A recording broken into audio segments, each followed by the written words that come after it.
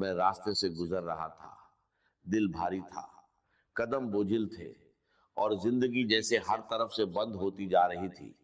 تبھی اچانک میری نظر ایک نیک اللہ والی بزرگ عورت پر پڑی۔ ان کے چہرے پر سکون تھا، آنکھوں میں رحمت تھی۔ انہوں نے مجھے دیکھا اور پکارا، بیٹا تو پریشان لگ رہا ہے، کیا مسئلہ ہے تیرا؟ میں نے ٹوٹی ہوئی آواز میں کہا، اماں جی میں بہت بڑی مشکل میں ہوں، قرضہ ہے، غریبی ہے، فقیری ہے، لاچاری ہے، کوئی راستہ نظر نہیں آتا۔ 232 انہوں نے مجھے اپنے پاس بٹھایا، پیار سے کہا، بیٹا آج تجھے میں ایسے 2 کلمات بتاؤں گی جو اللہ کو راضی کرنے والے ہیں۔ اگر تو نے یقین کے ساتھ انہیں پڑھ لیا تو تیری تقدیر بدل جائے گی۔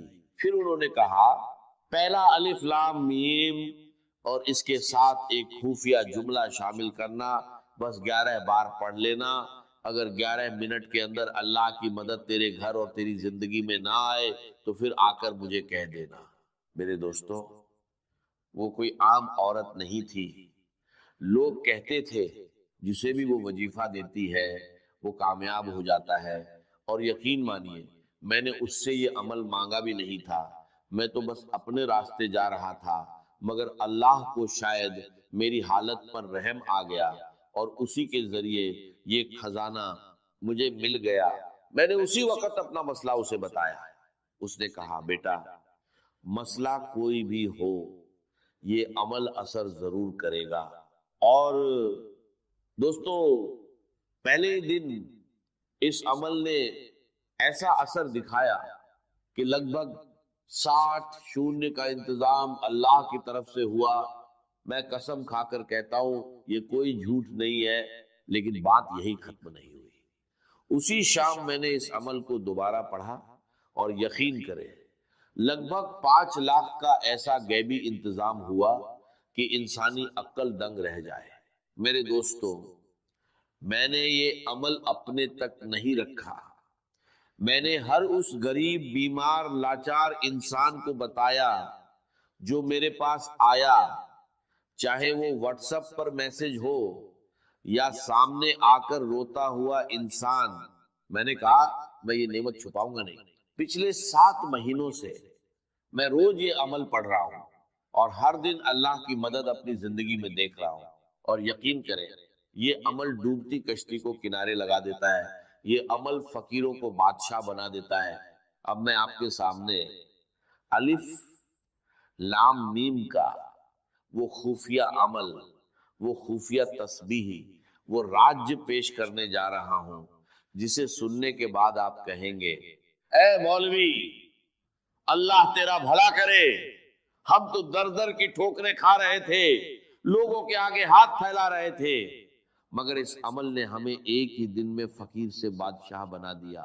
کل ہی میں نے لگ بھگ 7-8 بہنوں اور بھائیوں کو یہ عمل بتایا جو روتے ہوئے آئے تھے، اور دوستوں کوئی 15 منٹ میں، کوئی 1 گھنٹے میں، کوئی 1.5 گھنٹے میں اللہ کی غیبی مدد سے ان کی زندگی بدل گئی۔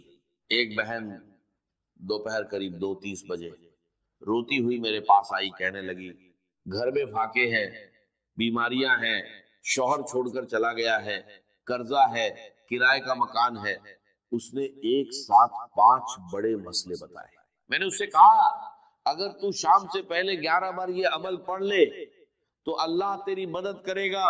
مجھے یقین تھا یہ عمل جلدی اثر کرتا ہے، اور ہوا بھی ایسا ہی۔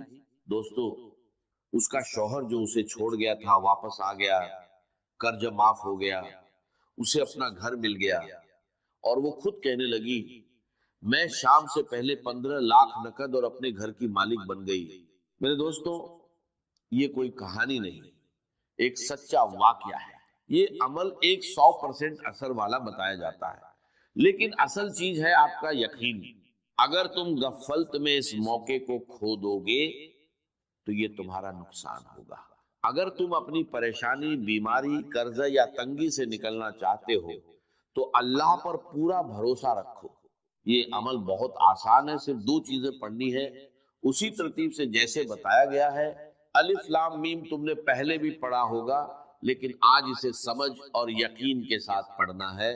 بس تنہائی میں بیٹھو، درود شریف پڑھو، پھر الف لام میم اور دوسرا وظیفہ 11 بار پڑھو، اور آخر میں دعا مانگو۔ یاد رکھو اثر اللہ کے حکم سے ہوتا ہے۔ دل میں یقین رکھو اور دعا کے ساتھ پڑھو، یقین اور بھروسے کے ساتھ یہ عمل پڑھیں، اور آخر میں اللہ پاک سے ہاتھ اٹھا کر دعا مانگے، انشاءاللہ بیڑے پار ہوں گے۔ اب الف لام میم کو کس خفیہ ترتیب سے پڑھنا ہے اسے توجہ سے سمجھ لیجئے۔ میرے دوستو، الف لام میم کے بارے میں قرآن کی روشنی میں یہی بات سامنے آتی ہے کہ اس کا اصلی مطلب صرف اللہ تعالیٰ ہی جانتے ہیں۔ صحابہ اکرام، تابعین اور جمہور مفسرین نے اسے حروف مقطعات بتایا ہے، یعنی ایسے حروف جن کا اصل راج اللہ کے علم میں ہے۔ الف لام میم صرف 3 حروف نہیں بلکہ ایک عظیم راج ہے۔ جب مومن انہیں پڑھتا ہے تو اس کے دل میں یہ احساس پیدا ہوتا ہے کہ اصل مطلب اللہ ہی جانتا ہے، اور وہ اپنے رب کے علم کے سامنے سر جھکا دیتا ہے۔ اس کے بعد اللہ تعالیٰ فرماتے ہیں ذالک الکتاب لا ریب فیہ ھدی للمتقین، یعنی یہ وہ کتاب ہے جس میں کوئی شک نہیں اور یہ پرہیزگاروں کے لیے ہدایت ہے۔ مفسرین نے یہ بھی بیان کیا ہے کہ یہی عام عربی حروف ہیں، لیکن انہی سے اللہ نے ایسا عظیم قرآن نازل فرمایا جس کا مقابلہ کوئی انسان نہیں کر سکتا۔ لہٰذا جب بھی آپ الف لام میم پڑھے تو دل میں یہ احساس تازہ کرے کہ اس کا حقیقی مطلب اللہ ہی جانتا ہے۔ الف لام میم اللہ کے کلام کا عظیم راج ہے، یہ ہمیں اپنے رب کے علم اور عظمت کے سامنے جھکنا سکھاتا ہے۔ یہی ایمان کی خوبصورتی ہے کہ بندہ ہر اس چیز پر ایمان لاتا ہے جسے اللہ تعالیٰ نے نازل فرمایا، چاہے اس کی مکمل حقیقت اس کی سمجھ سے باہر ہو۔ اللہ تعالیٰ ہمیں قرآن مجید سے سچی محبت، اس پر عمل کرنے کی توفیق اور اس کے ظاہری و باطنی نور سے ہمارے دلوں کو منور کرنے کی توفیق عطا فرمائے، آمین ثم آمین۔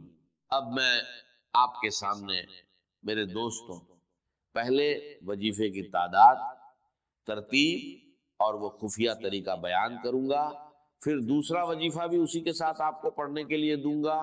یہ دونوں چیزیں آپ نے تنہائی میں بیٹھ کر ایک کے بعد ایک اسی جگہ پر بیٹھ کر پڑھنی ہے۔ سب سے پہلے تنہائی میں بیٹھ کر عمل شروع کرنے سے پہلے ایک مرتبہ نبی ایک کریم رؤوف اور رحیم حضرت محمد مصطفیٰ صلی اللہ علیہ وسلم کی ذات مبارکہ پر درود پاک پڑھنا ہے۔ کوشش کریں کہ درود ابراہیمی پڑھ لیں، اگر درود ابراہیمی نہ پڑھ سکیں تو صلی اللہ علیہ وآلہ وسلم پڑھ لیں، صلی اللہ علی محمد پڑھ لیں۔ میرے غریبوں، کوئی سا بھی درود شریف پڑھ کر آپ نے اس طاقتور عمل کا آغاز کرنا ہے۔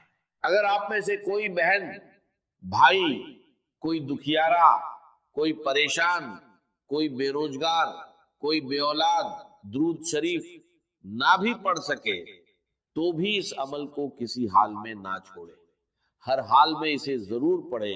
یہ دکھی دلوں کا سہارا ہے، یہ غریبی اور پریشانی کو دور کرنے والا ہے، 1 گھنٹے کے چیلنج کے ساتھ اثر کرنے والا عمل ہے۔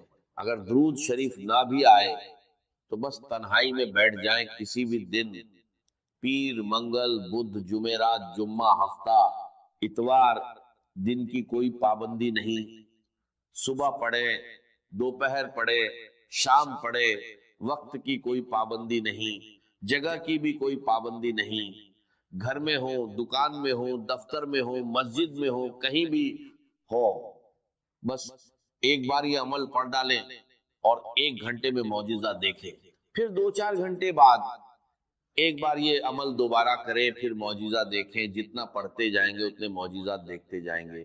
دیکھیے، میں کوئی جھوٹے وعدے یا کہانیاں نہیں سنا رہا، میں آپ کو ایک ایسا عمل بتا رہا ہوں جو اللہ کو راضی کرنے والا ہے اور غیبی خزانوں کے دروازے کھولنے کا ذریعہ بن سکتا ہے۔ یہ ایک نیک عورت کا بتایا ہوا عمل ہے اور میرا یقین ہے کہ آپ نے ایسا عمل پہلے کبھی نہیں کیا ہوگا۔ میں یہ دعویٰ نہیں کرتا کہ ہر حال میں ایک جیسا نتیجہ ملے گا، لیکن سچے دل اور یقین کے ساتھ کیا جائے تو اللہ کی مدد ضرور آتی ہے۔ ایک گزارش ہے، اسے نیک نیت سے اپنے ضرورت مند بھائی بہنوں تک ضرور پہنچائیں تاکہ انہیں بھی فائدہ ہو اور آپ کو دعائیں ملیں۔ اب طریقہ بہت آسان ہے، تنہائی میں بیٹھ کر کسی بھی دن اور وقت پہلے درود شریف پڑھے، پھر بسم اللہ کہہ کر عمل شروع کرے اور سب سے پہلے الف سے آغاز کرے۔ لام میم کو 11 بار کس خفیہ ترتیب سے پڑھنا ہے، اب اس بات کو غور سے سمجھ لیجئے۔ الف لام میم، الف لام میم، الف لام میم، اس انداز سے تو آپ بہت بار پڑھ چکے ہوں گے، لیکن آج آپ کو الف لام میم کو اس اللہ والی نیک عورت کی بتائی ہوئی خاص ترتیب سے پڑھنا ہے جو 100% اثر رکھتی ہے۔ اب پہلے وظیفے کی پوری تفصیل، ترتیب اور تعداد سمجھ لیجئے۔ دیکھیے، الف لام میم قرآن ایک کریم کے وہ مبارک حروف ہیں جنہیں پڑھتے ہی دل اللہ کی عظمت کے سامنے جھک جاتا ہے۔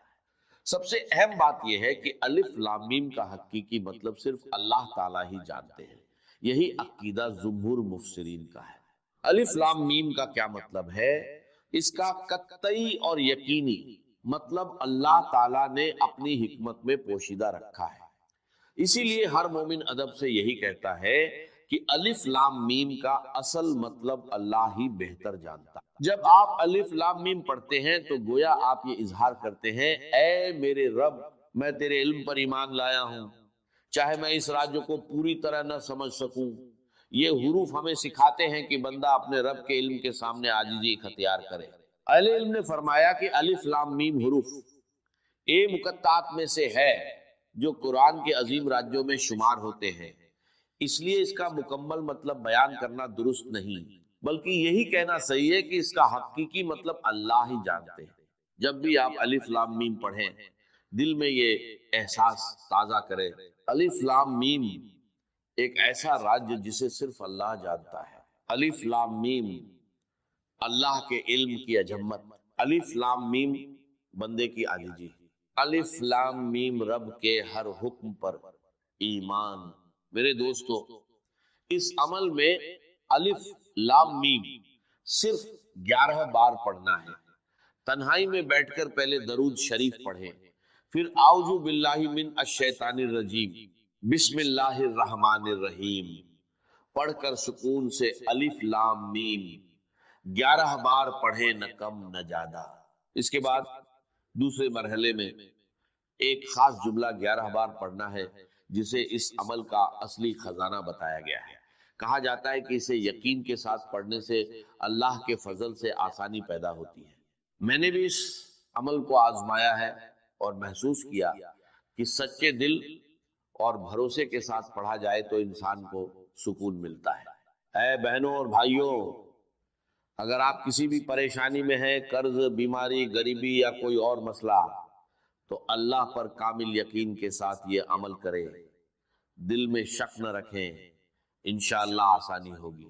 طریقہ آسان ہے، تنہائی میں بیٹھیں، درود شریف پڑھیں، اعوذ باللہ اور بسم اللہ پڑھیں، پھر الف لام میم 11 بار پڑھیں۔ اس کے بعد دوسرا وظیفہ بھی 11 بار پڑھیں۔ اب اس طاقتور نام کو جان لیں، یہ اللہ کا ایسا نام ہے جو اس عمل کا سب سے بڑا خزانہ ہے۔ اس کا مطلب ہے غیبی خزانے عطا کرنے والا، مشکلات دور کرنے والا، پریشانیاں اور بیماریاں ختم کرنے والا۔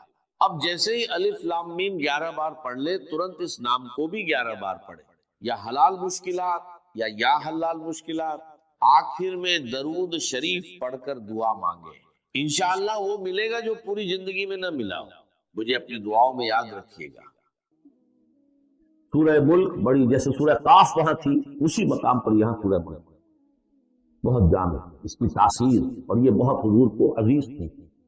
آپ کی یہ معمولات میں سے تھا، رات کو سوتے ہوئے آپ سورہ ملک پڑھا کرتے اور اس کی آپ نے تلقین کی۔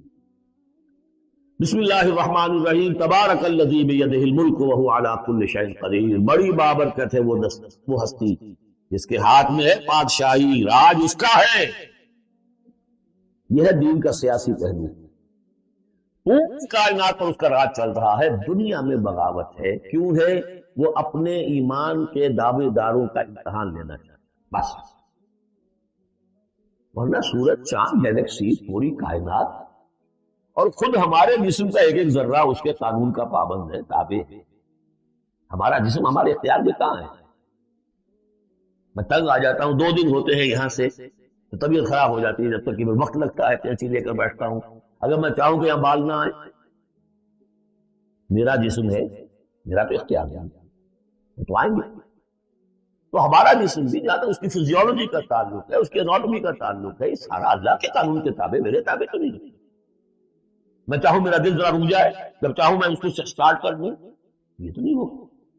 جب بند ہوگا بند ہو جائے گا، میرے اختیار میں نہیں ہے.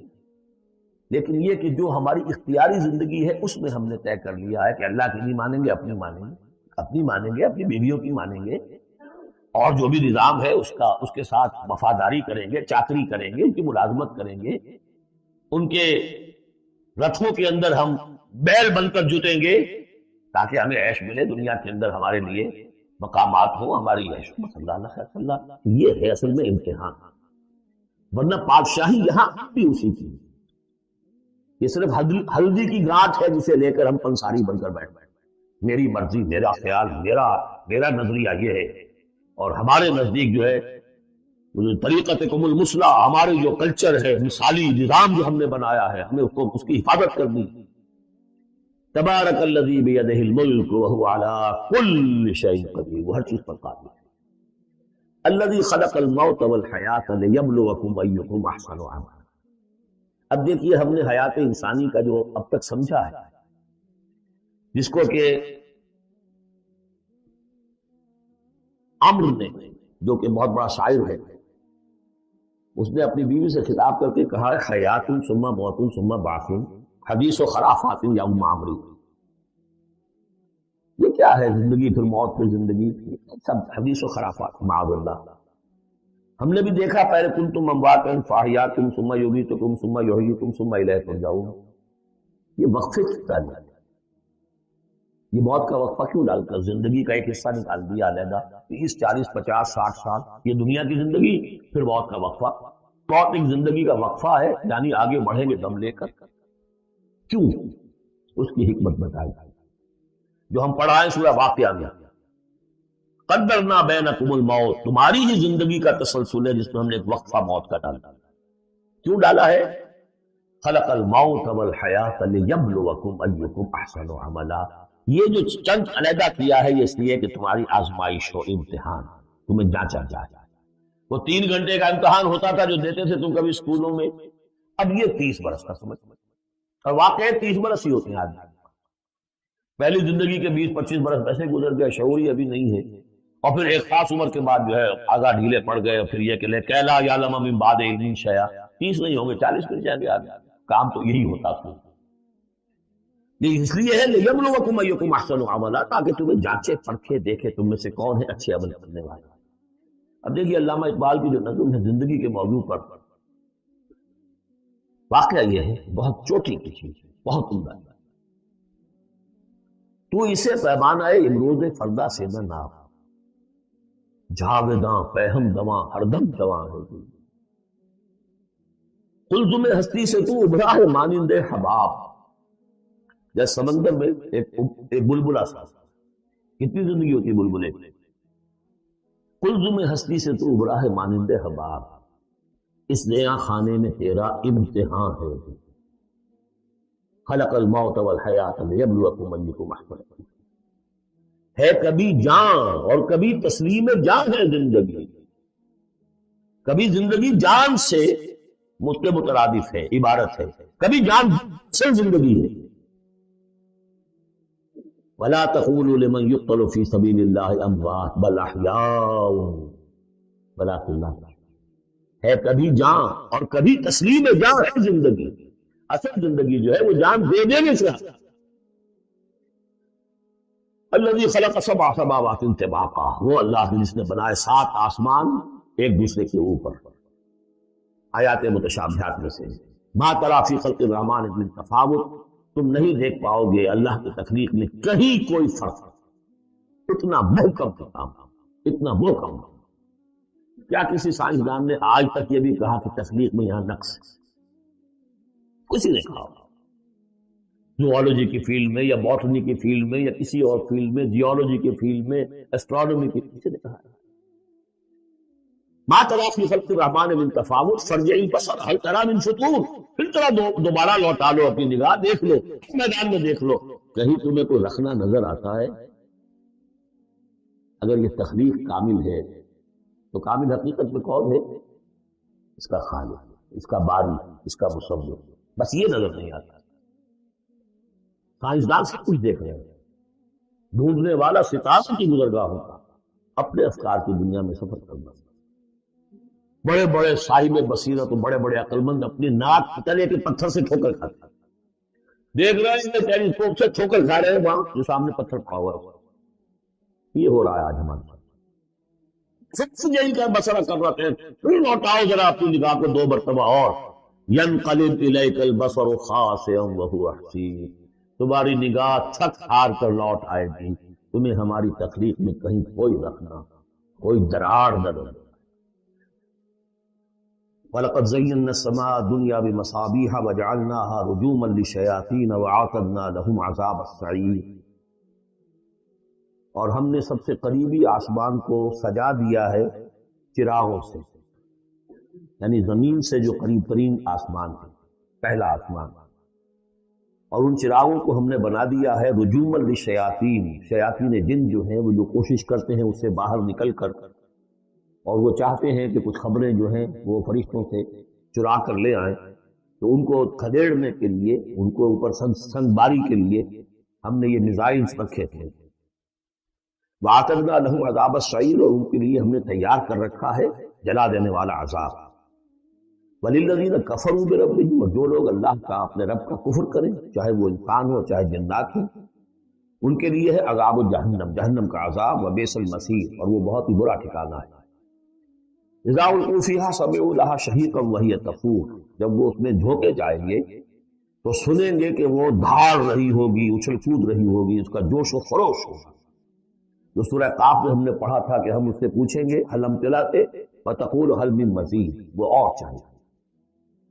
جیسے کوئی بھوکا بھیڑیا ہو یا بھوکا شیر ہو اور اس کے آگے کوئی شکار ڈالا جائے تو جس طریقے سے وہ اس پر غرا کر آئے گا، تکاد تمیز من الغیظ، قریب ہوگا کہ وہ اپنے غصے سے پھٹ جائے۔ کلما القی فیہا فوج، جب کبھی بھی اس میں ایک فوج ڈالی جائے گی، یعنی یہ کہ ایک قوم کے بعد دوسری، دوسری کے بعد تیسری، وہ تو ہو رہا ہے، وہم یوزعون، ان کے درجہ بندی کی جائے گی، قوموں کا علیحدہ علیحدہ حساب ہوگا۔ سالہم خزنتہا، وہ جو جہنم کے داروغہ ہیں ان سے کہیں گے الم یاتکم نذیر، کیا آپ کے پاس کوئی خبردار کرنے والے نہیں آیا؟ قالوا بلا، وہ کہیں گے آیا، کیوں نہیں؟ قد جاءنا نذیر، ہمارے پاس خبردار کرنے والا آیا، فکذبنا، ہم نے انہیں جھٹلا دیا۔ فقلنا ما نزل اللہ من شیء، اور ہم نے کہا کوئی شے نہیں اتاری اللہ نے، یہ تم خام خواہ کہہ رہے ہو کہ تم پر کوئی قرآن اترا ہے یا تورات اتری ہے۔ ان انتم الا فی ضلال کبیر، ہم نے اس سے بھی بڑھ کر کہا کہ تم تو خود کسی گمراہی میں ہو، کھلی گمراہی میں مبتلا ہو گئے، تمہیں کوئی آسیب آ گیا ہے یا کچھ اور۔ وقالوا لو كنا نسمع او نعقل، اور انہوں نے کہا یا وہ کہیں گے کہ اگر ہم سنتے اور سوچتے، غور کرتے، عقل سے کام لیتے، ما كنا فی اصحاب السعیر، تو ہم نہ ہوتے اس جہنم والوں میں سے۔ فاعترفوا بذنبهم، بس انہوں نے اپنے اصل گناہ کا اعتراف کیا۔ یہ بہت اہم مقام ہے۔ اصل گناہ کیا تھا کہ ہم نے ان کی بات سنی نہیں، سنی تو انسنی کر دی، اس پر غور نہیں۔ اس لیے کہ ہم یہ آیت پڑھ چکے ہیں، ان السمع والبصر والفؤاد کل اولئک کان عنہ مسئولا، اللہ نے تمہیں یہ فیکلٹیز دی ہے تو اس لیے استعمال کرو۔